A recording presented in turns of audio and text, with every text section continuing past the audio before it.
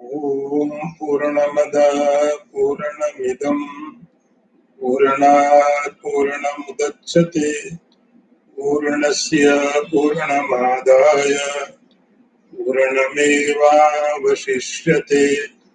ओम शांति शांति शांति। शंकरं शंकराचार्यं केशवं वादरायणं सूत्र भाष्य कृतौ वंदे भगवन्तौ पुनः पुनः।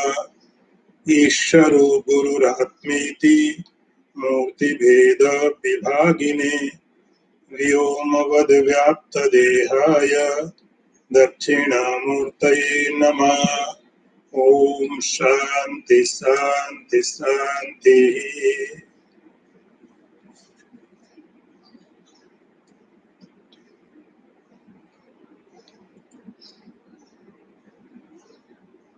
स्वबोधमात्रं परिशुद्ध तत्त्वं विज्ञाय संघे नृपवच्च सैन्ये तदात्मनैव आत्मनि सर्वदा स्थितो विलापय ब्रह्मणि दृश्य जातम।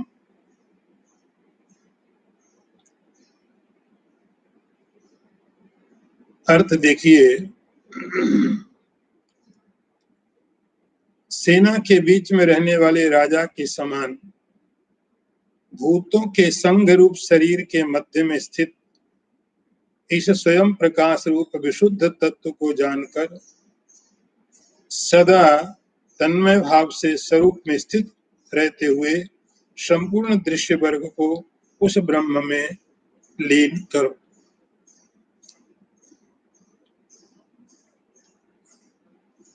संबोध मात्रम परिशुद्ध तत्वम। अभी तक हम जिस आत्म तत्व का चिंतन कर रहे थे, 10 मंत्रों के द्वारा शंकराचार्य जी ने जिसके बारे में बताया और उनका अच्छी तरह से तर्कों के द्वारा विचार करने से वह आत्म तत्व स्पष्ट रूप से मालूम पड़ने लगता है, ऐसा बताया गया। फिर कोई मन में संदेह, कोई शंका, कोई डाउट कुछ नहीं रहते हैं। ये बात हमने पीछे के टॉक में सुनी थी। अब आगे संबोध मात्रम परिशुद्ध तत्वम विज्ञाय संघे नृपवच्च सैन्य।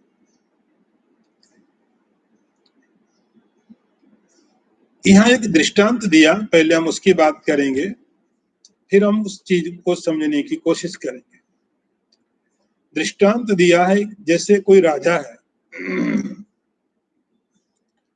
राजा अपनी सेना के साथ है, तो आप बहुत बड़ी सेना देखते हो और सेना के साथ में राजा खड़ा हुआ है। राजा सेना के मध्य में है, सेना के बीच में है,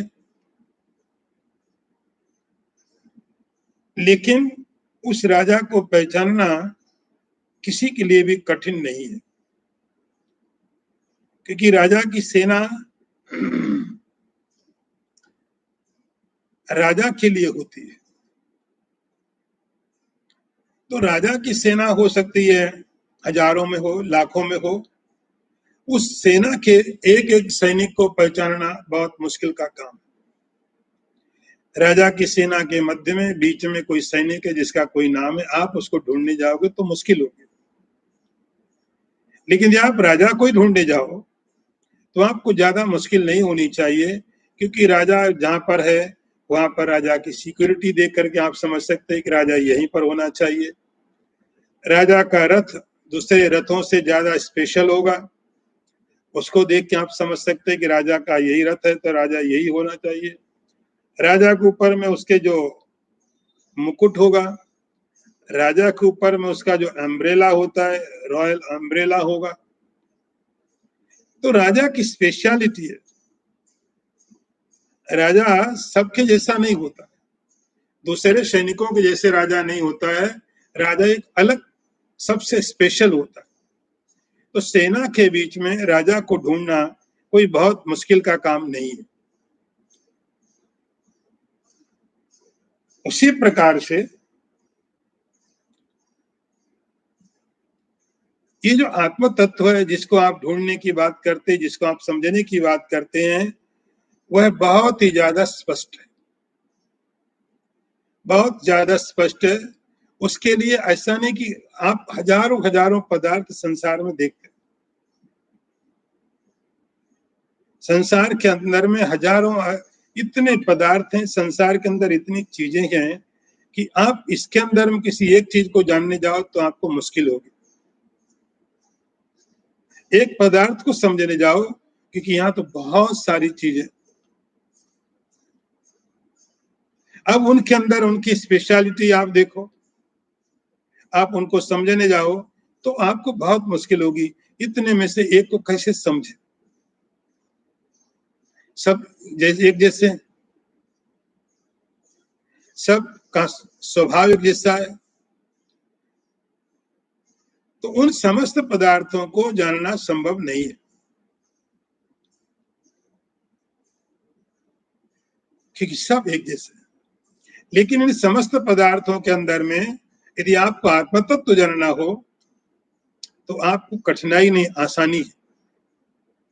हमने थोड़ा उल्टा समझा हुआ है। हमने समझा संसार को जानना तो बहुत आसान है,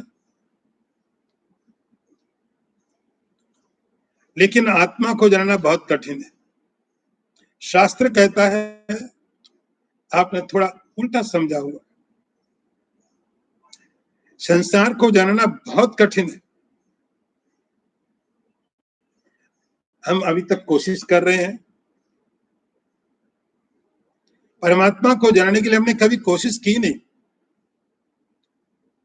केवल एक बात करके छोड़ दिया कि परमात्मा को जानना बहुत कठिन है, ईश्वर को जानना बहुत कठिन है, ऐसा समझ करके हमने छोड़ दिया, कोशिश की नहीं। लेकिन संसार को तो हम जानने की कोशिश कर रहे हैं, हमने कभी नहीं कहा कि बहुत कठिन है। हम जान रहे हैं जो भी हमारे पास चीजें अवेलेबल हैं, हम सब चीजों के द्वारा हम संसार को जानने की कोशिश कर रहे हैं। लेकिन आज तक का रिजल्ट है कि संसार जितना पहले अज्ञात था उतनी आज भी है। संसार जितना पहले कम मालूम था उतनी आज भी कम, उतनी कम मालूम है। पूरी तरह से संसार न पहले मालूम था न हम मालूम, लेकिन हमारी कोशिश तो चालू है, हमारे प्रयत्न तो चालू है संसार को जानने के लिए। ईश्वर को जानने के लिए हमने केवल एक बात कह दी, जब किसी को अध्यात्म की बात करनी होती है तो उसके पास एक विचार होता है कि जब भगवान चाहेगा तो कर लेंगे। लेकिन संसार के लिए कभी ऐसा नहीं कोई सोचता है कि जब भगवान चाहेगा तो चलो पैसा कमाएंगे। संसार के लिए कभी ऐसा नहीं सोचा जाता जब ईश्वर चाहेगा तो नौकरी करेंगे, जॉब करेंगे। उसके लिए हम प्रयत्न करते हैं, उसके लिए हम कोशिश करते हैं। लेकिन संसार के बाद अध्यात्म की बात आती है तब हम कहते हैं जब ईश्वर की मर्जी होगी, ईश्वर करा लेगा। हमने आज तक सब चीजें ईश्वर के ऊपर में छोड़ी हुई है, कभी सिंसियरली कोशिश नहीं की। तो संसार को जानना जितना कठिन है, ईश्वर को जानना उतनी आसान है।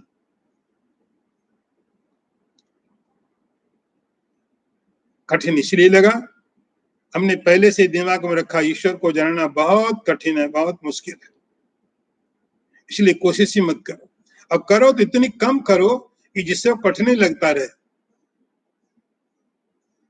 इसलिए शंकराचार्य आपको भरोसा देते हैं कि जिस प्रकार से सेना के बीच में खड़ा हुआ जो राजा है उसको जानने में आपको कोई परेशानी नहीं होती है, आप बहुत आसानी से राजा को देख सकते हो, राजा खड़ा है, राजा को जानने में आपको कोई दिक्कत नहीं होती। इसी प्रकार इस परमात्मा तत्व को जानने के लिए आपको कोई दिक्कत नहीं होगी। आपको कोई परेशानी नहीं होगी। बस फर्क इतना है कि राजा अपनी सेना के साथ खड़ा हुआ है जहां आप उसको जानते हो, और ये आत्म तत्व कहाँ खड़ा है? इस संसार के पदार्थों के अंदर में ही खड़ा हुआ है। ये 5 भूतों में ही खड़ा हुआ है। विज्ञाय संगे नृपवच्छ सैन्य, जैसे राजा अपने बनाए हुए सैनिकों के बीच में खड़ा रहता है, ऐसे ये आत्म तत्व उसका जो भूत संग है, 5 भूत हैं, 5 कोश हैं, उनके अंदर में उनके साथ खड़ा हुआ है। लेकिन जानने में आपको कोई दिक्कत नहीं, सबसे अलग है, सबसे स्पेशल है।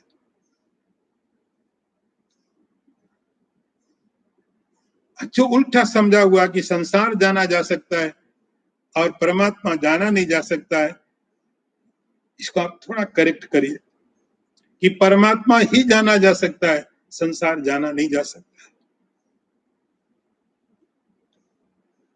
इतनी इजीली, आसानी से, हमेशा सबके लिए सब जगह उपलब्ध जो परमात्मा है, उसको संबोध मात्रम परिशुद्ध तत्वम विज्ञाय संगे नृपवच्छ सैन्य।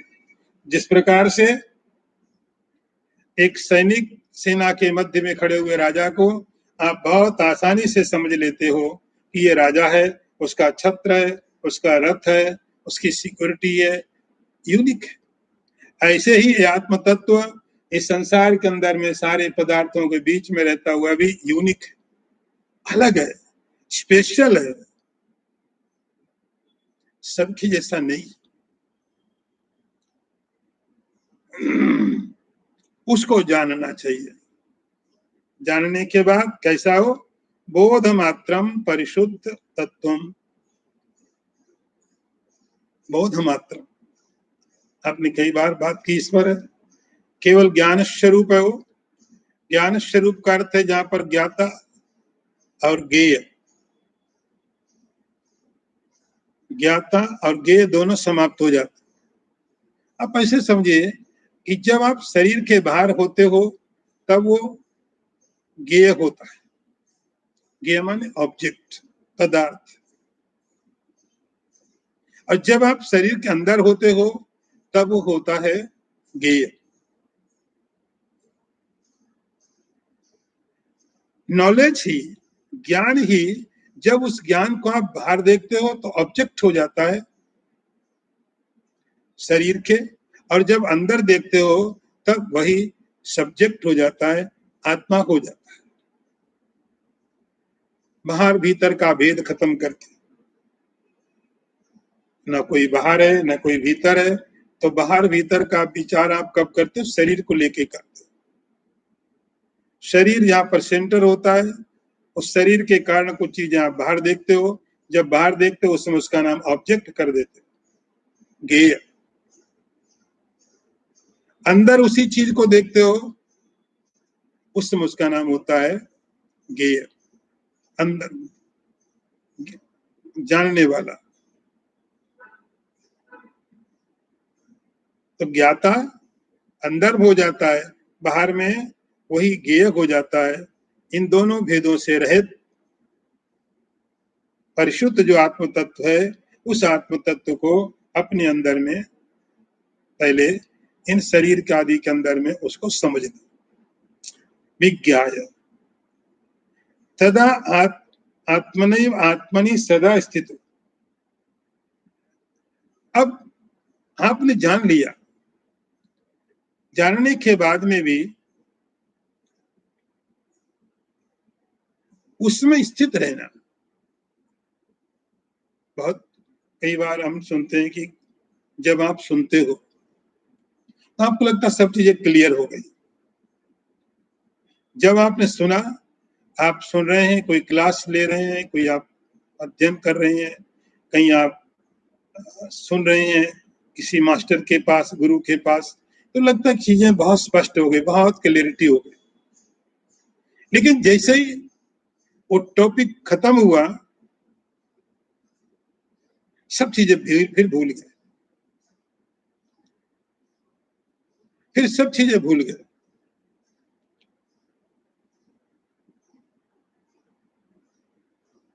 क्यों भूल गए?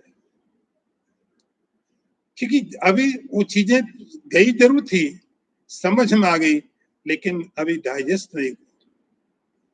शंकराचार्य बोलते हैं उसके साथ अपने को एक रूप बार बार आपको याद करते रहना पड़ेगा, बार बार आपको याद करते रहना पड़ेगा, रिपीट करते रहना पड़ेगा हर परिस्थिति में। सर्वदा स्थितो, केवल एक बार जान लेने से, एक बार सुन लेने से, समझने से वो संभव नहीं है। आपको बार बार अपने को कन्विंस करना पड़ेगा। और विलापय ब्रह्मणि दृष्टि जातम, फिर जितना भी दृश्य जो आप देख रहे, जितना भी दृश्य आप देखते हो, इस समस्त दृश्य का आप क्या करना है? इस दृश्य को आप विलाप है, इसको आप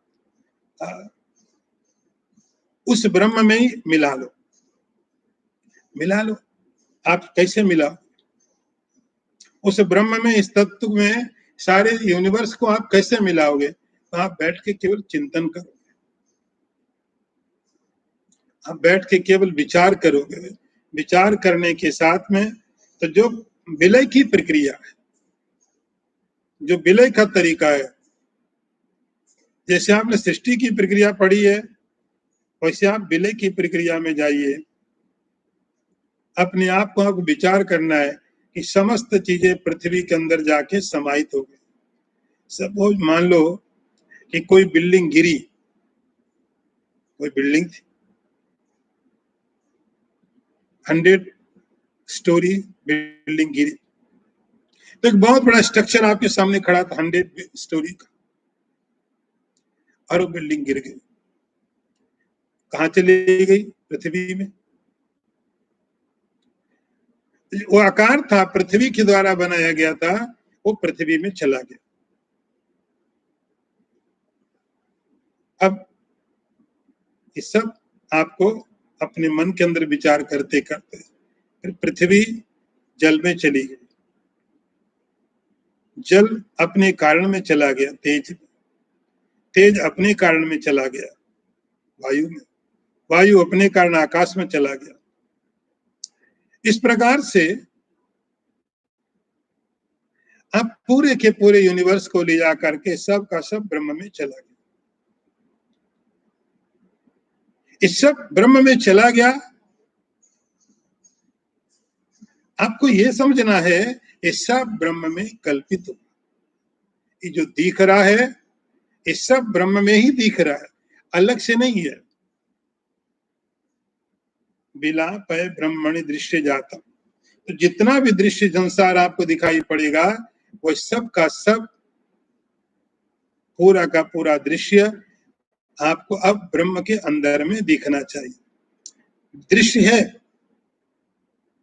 लेकिन कहाँ है? ब्रह्म में। दृश्य की सत्ता है ब्रह्म में, अंदर में। तो आप पूरे के पूरे संसार को, इस विलय की प्रक्रिया को शंकराचार्य जी बोलते विलापय ब्रह्मणि दृश्य जातम। ये समस्त दृश्य को जो भी आपको दिखाई पड़ता है, इसको आप कैसे समझेंगे? देखो, लेकिन इसकी सत्ता आप कार्य, इसके कार्य को कर्ण में ले जाते ये किसके ऊपर है, ये किसके ऊपर है, ये किसके ऊपर है, और अंतिम में ब्रह्म है, उस ब्रह्म के ऊपर में समस्त चीजें हैं। इस प्रकार से आपको विलय करना है, इस प्रकार से आपको उसका समापन करना है। विलाप है ब्रह्मणि दृष्टि जातम। तो शंकराचार्य जी आगे ध्यान की प्रक्रिया में बताते हैं, इस प्रकार साधक को अपने अंदर में उस ब्रह्म को विलय प्रक्रिया के द्वारा समस्त चीजों को अपने में, ब्रह्म में पहले डाल लो, फिर ब्रह्म आपसे अलग नहीं है। इस प्रकार सारा दृश्य जात, सारा का सारा यूनिवर्स उस ब्रह्म से अलग नहीं है, आपके साथ ही है। अभी अगला मंत्र देखिए। बुद्धौ गुहायां सदसद विलक्षणं ब्रह्मास्ति सत्यं परम द्वितीयं तदात्मनायोत्र वसेत् गुहायां पुनर्न तस्यांग गुह प्रवेश। अर्थ देखिए, वह सद असत से विलक्षण अद्वितीय सत्य पर ब्रह्म बुद्धि रूपी गुहा में विराजमान है, जो इस गुहा में उससे एक रूप होकर रहता है, हे वत्स, उसका फिर शरीर रूपी कंदरा में प्रवेश नहीं होता, अर्थात वह जन्म ग्रहण नहीं करता है। अब यहाँ शिष्य को, डिसाइपल को गुरु ने संबोधन किया। अंग, लास्ट लाइन में लिखा है तस्य अंग गुहा प्रवेशा, तो अंग एड्रेस है। अंग मतलब यहाँ पर वत्स, प्रिय। यहाँ गुरु उसको डायरेक्ट संबोधन दे रहे हैं, एड्रेस दे रहे हैं, हे शिष्य, बुद्धौ गुहायाम सदसद विलक्षणम। ये जो ब्रह्म है, ब्रह्मन की बात करते हैं, इस सब जगह ब्रह्म का अर्थ ही व्यापक होता है, ब्रह्म का अर्थ ही व्यापक है।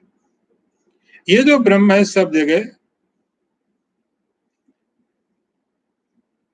लेकिन इसको यदि आप प्राप्त करना चाहें, इसको आप प्राप्त करना चाहें तो आपको सब जगह प्राप्त नहीं होगा। इसके लिए आपको बुद्धि रूपी गुफा का सहारा लेना पड़ता है, आपको बुद्धि का सहारा लेना पड़ता है। ये बात हमने कई बार पढ़ी है। बुद्धौ गुहायाम सदसद विलक्षणम, एक जो पूरा सीक्वेंस है, पूरा सीक्वेंस, जैसे कोई गुफा, देहादभ्यंतरम प्राणा, प्राणादभ्यंतरम मनः, शरीर के अंदर प्राण है, प्राण के अंदर मन है, मन के अंदर बुद्धि है, गुहा सेयम परंपरा। इस प्रकार से गुफा की कल्पना की गई है। एक गुफा के बारे में सोचा गया कि एक गुफा है और गुफा काफी डीप है। उस गुफा में सद असद से विलक्षण यह आत्म तत्व बैठा हुआ, अर्थात आपको आत्म तत्व को जानना है तो आपको बुद्धि का ही उपयोग करना पड़ेगा। ब्रह्मास्ति सत्यम परम अद्वितीयम, तो वो जो ब्रह्म तत्व है वो बुद्धि रूपी गुफा में बैठा हुआ है। आप जितना विचार करेंगे आप उतना पाएंगे, जितना बुद्धि का उपयोग करेंगे, बुद्धि को समझेंगे, उतना ज्यादा आपको पता चलेगा। सद असद विलक्षण, उस बुद्धि को सद और असद दोनों की सीमाओं से अलग, सद भी नहीं असद भी नहीं, आप ऐसे तत्व पर विचार करते हैं तो बुद्धि रूपी गुफा के अंदर में सद और असद से विलक्षण वह आत्म तत्व आप जानते हैं। तदात्मना सोत्र वसेद गुहायाम, अब जानने के बाद, जान तो लिया, लेकिन जानने के बाद अब उसके साथ में एक रूप होकर के, तादात्म्य के साथ वसेद गुहायाम, इसको भगवान ने गीता में स्थित प्रज्ञ नाम दिया है। स्थित प्रज्ञ, अपनी प्रज्ञा में स्थित हो गए। यहाँ शंकराचार्य लिखे वसेद गुहायाम, उसी गुफा में उस आत्मा के साथ में निवास करता। अर्थात जैसे गीता में भगवान स्थित प्रज्ञ की बात करते हैं दूसरे अध्याय में, कि स्थित प्रज्ञ का अर्थ है एक बार उसने समझ लिया और समझने के बाद उसमें स्थित भी हो गया। स्थित प्रज्ञ हो गया। वह जो स्थित प्रज्ञ है उसका, हे अंग, हे शिष्य, न तस्य गुहा प्रवेश, ये थोड़ा सा पोएटिक तरीके से शंकराचार्य जी ने बोला, उस व्यक्ति का फिर संसार रूपी इस कंदरा में द्वारा प्रवेश नहीं होता, फिर उसको संसार में आने की आवश्यकता नहीं पड़ती।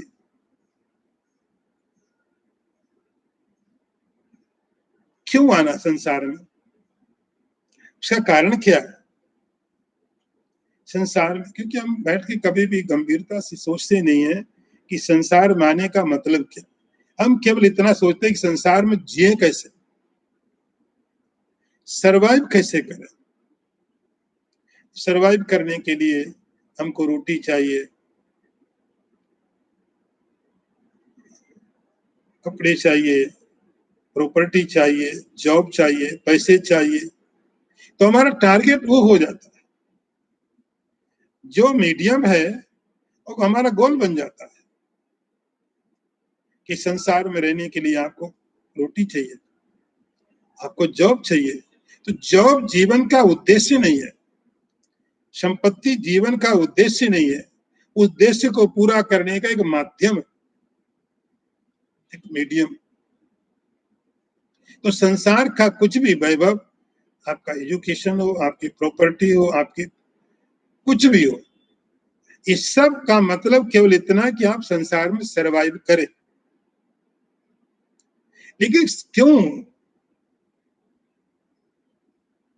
किसके लिए रहना चाहते हैं? कोई उद्देश्य तो होना चाहिए शरीर का। तो हम शरीर को रखने के लिए प्रयत्न करते हैं कि हमारी मेडिकल साइंस शरीर को रखने की कोशिश करेगी, हमारा भोजन, हमारी सब व्यवस्थाएं केवल शरीर को बचाने की कोशिश करती। लेकिन शरीर किस लिए, उसका उद्देश्य क्या है?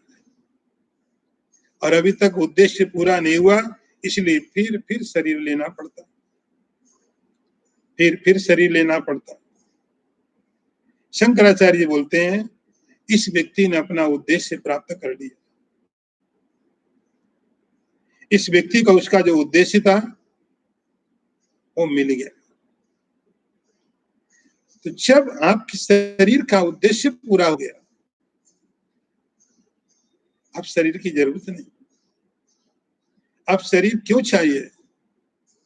जिसलिए शरीर मिला था, उद्देश्य पूरा होने के बाद शरीर की कोई आवश्यकता नहीं। न तस्य गुहा प्रवेशा, तो संसार रूपी जो गुफा है कि जिसमें आना पड़ता है, अलग अलग शरीर लेकर के अलग अलग तरीके से घुसना पड़ता है, जीना पड़ता है, जीने के लिए कमाना पड़ता है, कमाने के लिए जीना पड़ता है। पंचदशीकार ने लिखा, कुर्वते कर्म भोगाय कर्म कर्तुम च भुज्यते। हम कर्म क्यों करते हैं? कर्म इसलिए करते हैं ताकि चीजें हम इकट्ठी कर सके, भोग पदार्थों को इकट्ठा कर सके। भोग पदार्थ क्यों इकट्ठा कर सकते हैं? उनको भोग करके जी सके।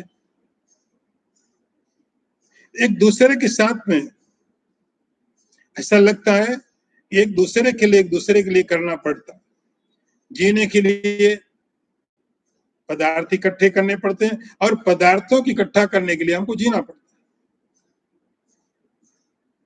तो पंचदशीकार ने लिखा कि जैसे एक कोई वर्षा के समय में नदी में पानी बह रहा था,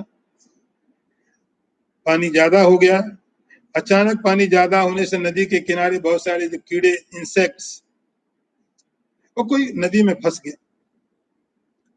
उसमें काफी बड़ी तरंगे थी, वेव्स थे। उन वेव्स में कभी ऊपर जाता है, कभी नीचे जाता है, कभी ऊपर जाता है, कभी नीचे जाता है। मर भी नहीं पाया, लेकिन शांति भी नहीं है। किसी तरंग में ऊपर गया, फिर नीचे आया, फिर ऊपर गया, फिर नीचे आया। मरा भी नहीं, लेकिन रेस्टलेस, शांति भी नहीं। जीवन को बचाने के लिए संघर्ष कर रहा है। तभी नदी के किनारे किसी व्यक्ति ने देखा उसको दया आ गई, उसने निकाल करके किनारे रख दिया। अब उसको शांति मिली, अब रिलैक्स हुआ। नदी में कोई डूब रहा हो, ऊपर नीचे हो रहा हो, उसको शांति कैसे मिलेगी? ये एग्जाम्पल दिया उन्होंने। इसी प्रकार संसार में हर जीव इस संसार रूपी नदी में कभी ऊपर, कभी नीचे, कभी ऊपर, कभी नीचे, अपने जीवन को बचाने के लिए संघर्ष कर रहा है। रोटी किस लिए खा रहे हैं? प्रॉपर्टी किस लिए, घर किस लिए, किस लिए? केवल जीवन बचाने के लिए। तो जो जीवन बचाने का ही संघर्ष कर रहा हो, उसको शांति की प्राप्ति कैसे होगी और रिलैक्स कैसे हो सकता है? कि जब तक जीवन है तब तक जीवन को बचाने का संघर्ष, और जब संघर्ष खत्म हुआ तो जीवन भी खत्म हो गया। संघर्ष खत्म ही जाके वहीं पर होता है। जीवन खत्म, संघर्ष खत्म। जब तक जीवन है तब तक ये कभी ऊपर कभी नीचे, कभी ऊपर फिर नीचे।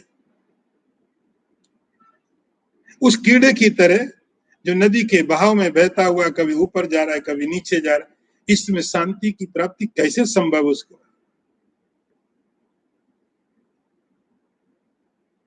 शंकराचार्य जी कहते हैं, न तस्य गुहांग प्रवेश। कभी कोई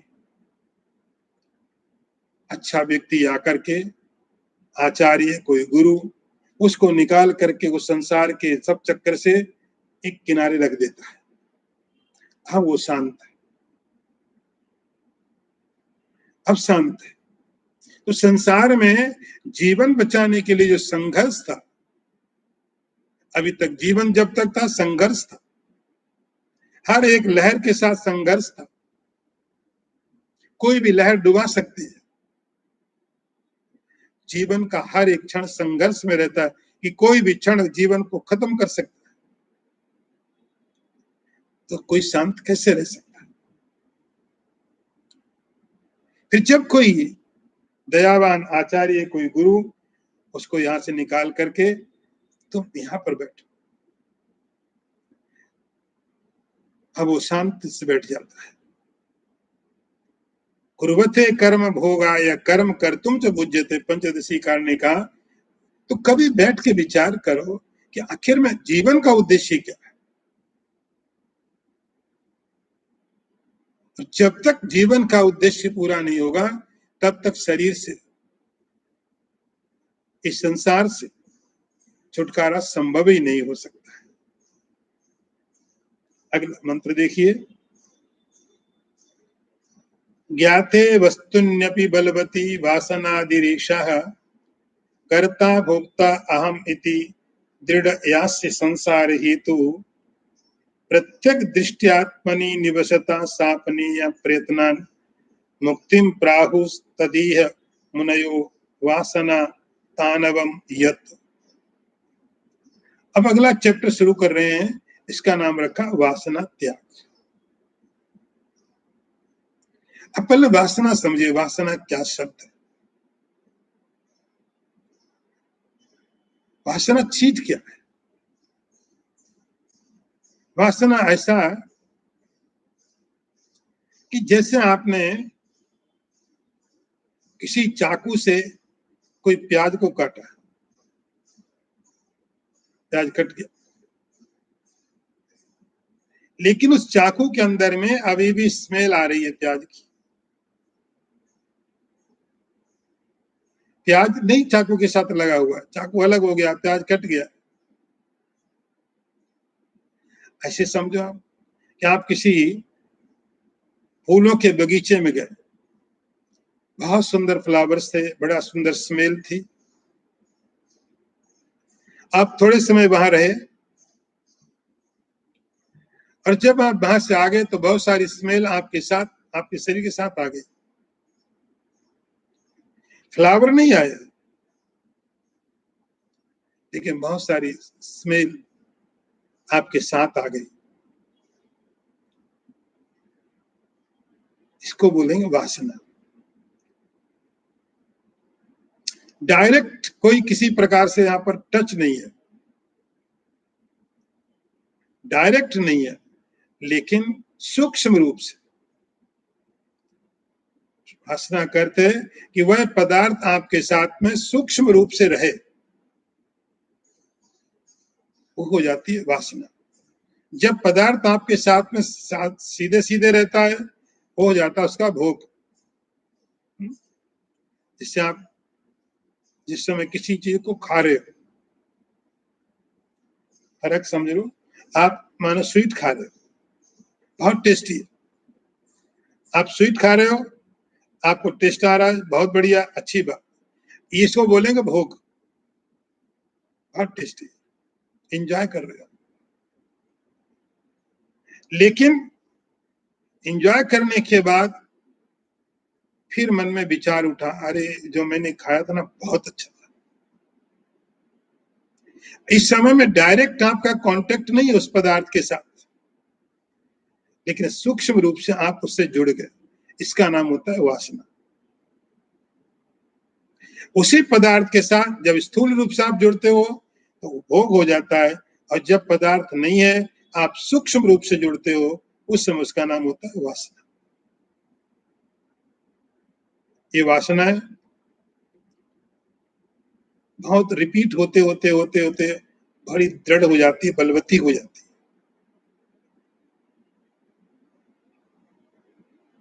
यहाँ शंकराचार्य ने किया, ज्ञाते वस्तुन्यपि बलवती वासनादिरेशा।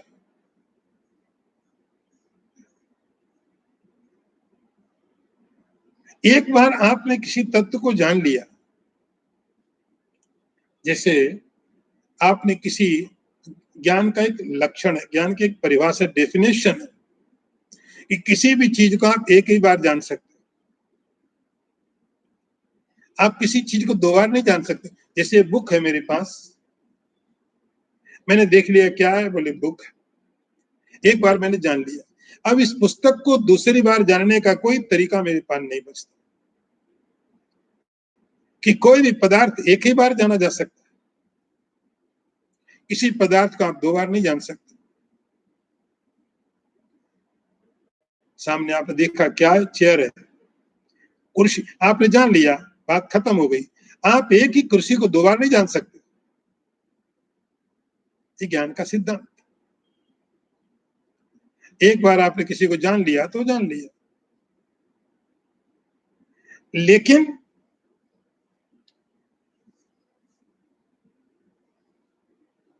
जब बात इस तत्व की होती है, सुप्रीम रियलिटी की होती है, तो हम जान भी लेते हैं, पढ़ भी लेते हैं, विचार भी कर लेते हैं, फिर भी समझ में नहीं आता। हम पदार्थ को समझ लेते हैं, हमें अच्छी तरह समझा दिया गया, तर्कें दी गई, लॉजिक दिए गए, स्क्रिप्चर ने कहा, आचार्य ने कहा, गुरु ने कहा, और हमने भी अपने आप को धीरे धीरे धीरे धीरे बातें बता दी, और थोड़ा लगा समझ में आ गया। फिर क्यों नहीं समझ में आता है?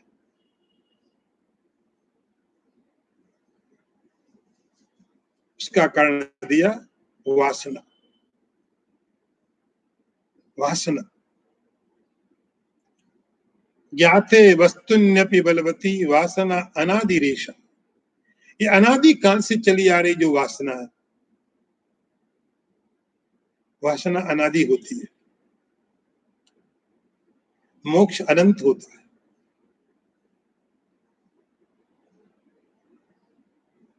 कैसी वासना? कि कभी भी आपके साथ में कोई शरीर, कोई पदार्थ आपके संपर्क में था, और वहां से आपने एक वासना ले ली, एक संकल्प ले ली, एक इच्छा ले ली, आपको बता दिया गया कि तुम यह, तो जितने जितने शरीरों के द्वारा हम निकलेंगे, उन सब शरीरों के संस्कार, संस्कार बोलते उसको, वासना बोल सकते, संस्कार भी बोल सकते, इंप्रेशन।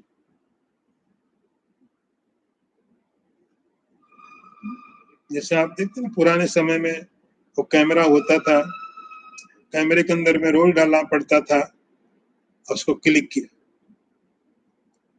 तो उस रोल के अंदर में इंप्रेशन चला जाता,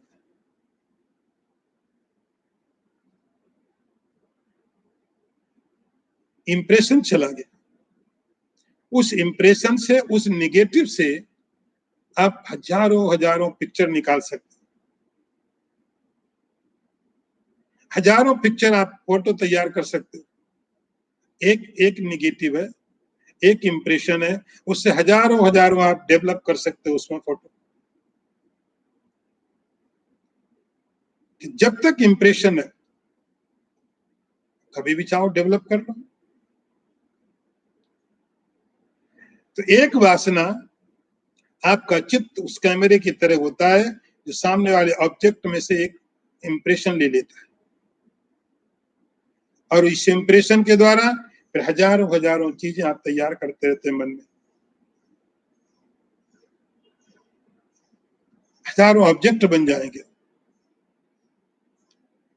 और ऐसी कितने सारे इंप्रेशन। हमारे मन की क्वालिटी क्या है, जो पहले वाला कैमरा होता था उसमें आप रोल डालते थे तो आपको क्लिक करने में बहुत मुश्किल होता था, कहीं क्लिक करें वेस्ट हो जाए रोल, और पता भी नहीं चलता था कैसा आया फोटो ने। अभी तो क्या डिजिटल हो गया, देखा ठीक है, लेकिन पहले बड़ा मुश्किल था। एक एक क्लिक करने के लिए आपको सोचना पड़ता था कहीं वेस्ट ना हो जाए। पता कब चलेगा, जब डेवलप हो जाएगा। बहुत सोच समझ के क्लिक करना पड़ता था, तो दिखता कुछ नहीं था, लेकिन निगेटिव आ गया। आप देख सकते हो एक प्रोसेस के बाद। ऐसे ही हमारे मन में एक अद्भुत रील है, इतने सारे इंप्रेशन इकट्ठा कर लेता है, इतने हर एक पदार्थ के, हर एक शरीर के, सबके इंप्रेशन इकट्ठे कर लेता है, फिर डेवलप करता रहता है। डेवलपमेंट कैसा होता है, भोक्ता कर्ता अहम इति, उसका ये डेवलपमेंट, ये उसका रिजल्ट आता है कि मैं करता हूं, मैं भोगता हूं। हर एक शरीर के जो संस्कार पड़ गए, जो इंप्रेशन पड़ गए थे, वो कर्ता भोक्ता के रूप में आपके साथ में आ गए। दृढ़ा संसार हेतु, अनंत अनंत शरीर से आप निकले हो। हर एक शरीर के संस्कार मन ने अपने अंदर में डाल के रखे हुए, वे समस्त संस्कार पड़े हैं, और ये मन उनको डेवलप करता रहता है। निगेटिव अंदर में रह जाता, आप आंखें बंद हैं और आप पता नहीं कहां की बातें डेवलप करके देख लेते हो।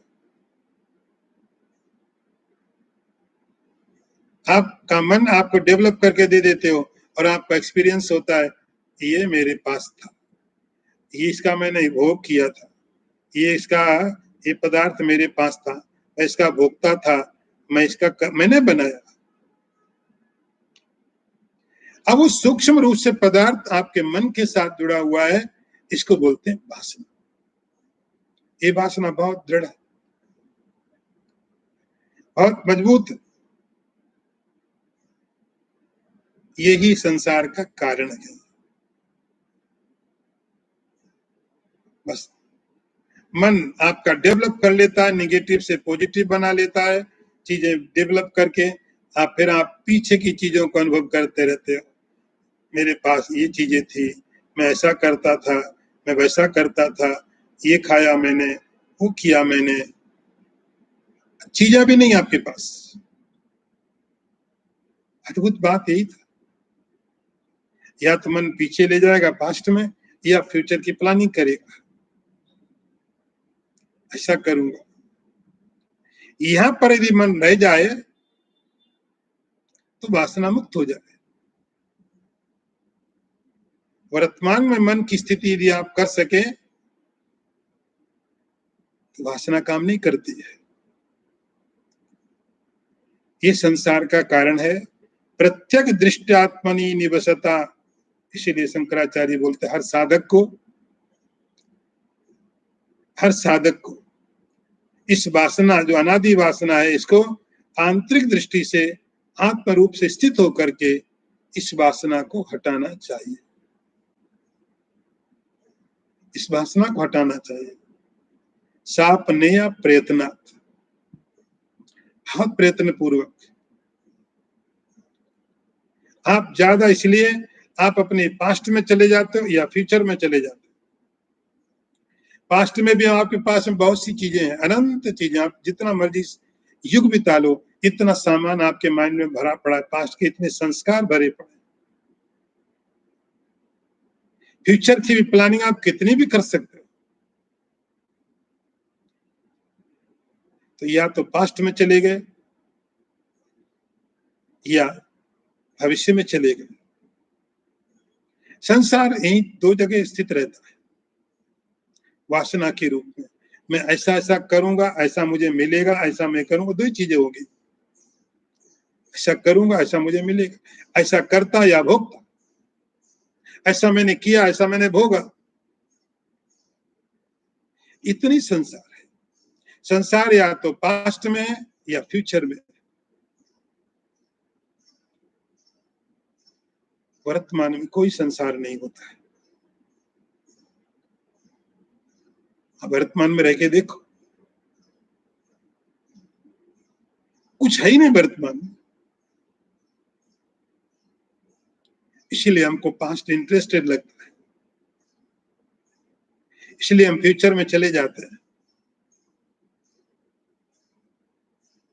साप ने या प्रयत्न, शंकराचार्य बोलते बहुत प्रयत्न पूर्वक इस वासना को अंदर से निकालना चाहिए, और इसी का नाम मुक्ति बोला जाता है।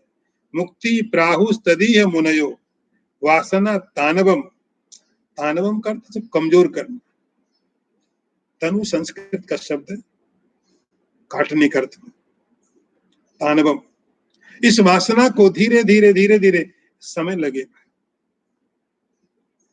इसलिए कभी भी साधक को अपने पास्ट पर ज्यादा जोर नहीं देना चाहिए। फ्यूचर पर तो देने क्यों, पास्ट पर ज्यादा जोर नहीं है। इसलिए महात्माओं को जब दीक्षा दी जाती है तो पहले माने पूरी चीजें तुम्हारी समाप्त हो गई, अभी तुम न्यू बॉर्न बॉय बेबी हो गए। भूल जाओ पास्ट, कहाँ तुम पैदा हुए, क्या तुम्हारा नाम, क्या तुम्हारी फैमिली, इस शरीर पैदा हुआ। जितना पास्ट में जाओगे उतना संसार और दृढ़ हो जाएगा, जितना फ्यूचर में रहोगे उतना और मजबूत होता रहेगा। शंकराचार्य बोलेंगे धीरे धीरे इस वासना को आप कमजोर करिए, इस वासना को आप कमजोर करने की कोशिश करिए। वासना तांडवम, इसी का नाम मुक्ति है, इसी का नाम लिबरेशन, इसी का नाम। तो ना पास्ट में ना फ्यूचर में आप अभी है, अभी है तभी आप है। अभी यहां नहीं है तो आप कहीं पर भी नहीं है। अगला मंत्र देखिए, अहम ममेति यो भावो देहादौ अक्षदा अनात्मनि अध्यासो अयम निरस्तव्यो विदिशा स्वात्मनिष्ठया। अर्थ देखिए, देह इंद्रिय आदि अनात्म वस्तुओं में जीव का जो अहम अथवा मम भाव है, यही अध्यास है। विद्वान को आत्मनिष्ठा द्वारा इसे दूर कर देना चाहिए।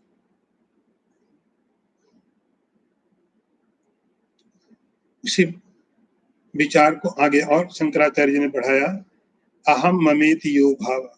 भाव ऐसा जो विचार है,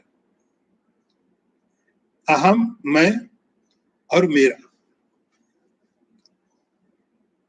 मैं और मेरा, इतना ही संसार है बस, मैं और मेरा। किसी के घर में कोई नुकसान हो जाए तो मैं न्यूज पढ़ के छोड़ दूंगा। किसी का एक्सीडेंट हो गया, किसी की गाड़ी जा रही थी, एक्सीडेंट हो गया, 10 लोग मर गए, न्यूज पढ़ा, थोड़ा सैड फील किया, बात खत्म हो गई। लेकिन वो यदि कोई हमारे जान पहचान में थे, रिलेशन में थे, फैमिली से थे, तो बात खत्म नहीं होती है। मम और अहम, अहम ममेति, जो दो भाव हैं, मैं और मेरा, हुए कहां पर ये, देहादौ देह में, अक्षादौ इंद्रियों में। देह के अंदर में मैं भाव, मैं, अहम, आईनेस। इंद्रियों के अंदर होता है मैं देख रहा हूं, क्योंकि आंख देखती है तो मैं देख रहा हूं।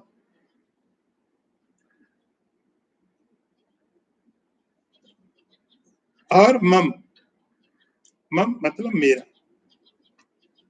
जब शरीर के अंदर में, इंद्रियों के अंदर में अहम भाव होगा, मेरापन होगा, आईनेस होगा, तो मम अपने आप आएगा, माइनेस अपने आप आएगा। जो इस शरीर के साथ, इंद्रिय के साथ जुड़ेगा वो मेरा हो गया। कैसे भी जुड़े, अच्छे से जुड़ेगा तो मेरा मित्र हो गया, खराब से जुड़ा तो मेरा दुश्मन हो गया, शत्रु हो गया। कैसे भी जुड़े, तो जिसका लिंक, जिसका संबंध मैं और मेरे के साथ में होता है, यह अनात्मा में होता है, इसी का नाम अध्यास। अध्यास, इस अध्यास को विद्वान को शंकराचार्य बोलते हैं हटाना चाहिए। इस अध्यास को विद्वान का कर्तव्य, साधक का कर्तव्य है। इसको आत्मनिष्ठया अपने अंदर निष्ठा रखे, शरीर पर निष्ठा न रखे। निष्ठा, श्रद्धा, विश्वास अपने ऊपर में करे। आत्मनिष्ठा, अपने आत्म पर निष्ठा करके, अपने ऊपर भरोसा करके इस विचार को, इस अध्यास को धीरे धीरे धीरे धीरे साधक को, सीकर को हटाना चाहिए। उसको हटाना पड़ेगा। उसके आगे का विचार कर लेंगे। ओम पूर्णमदः पूर्णमिदं पूर्णात् पूर्णमुदच्यते पूर्णस्य पूर्णमादाय पूर्णमेवावशिष्यते। ओम शांति शांति शांतिः। शंकरं शंकराचार्यं केशवं बादरायणं सूत्रभाष्यकृतौ वन्दे भगवन्तौ पुनः पुनः। ईश्वरो गुरुरात्मेति मूर्तिभेद विभागिने व्योमवद्व्याप्तदेहाय दक्षिणामूर्तये नमः। ओम शांति शांति शांति।